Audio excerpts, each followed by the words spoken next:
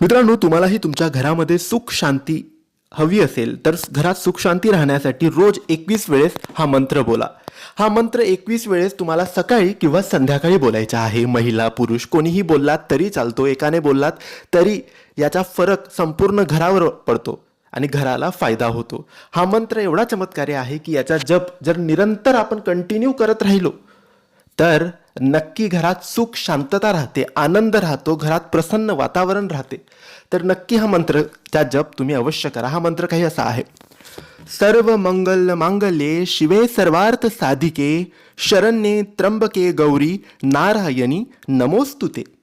मित्रांनो, सर्व मंगल हो, सर्व चांगले हो, हाच उद्देश या मंत्राचा असतो आणि यामुळे घरात शांतता, सुख, आनंद आणि प्रसन्न वातावरण राहते.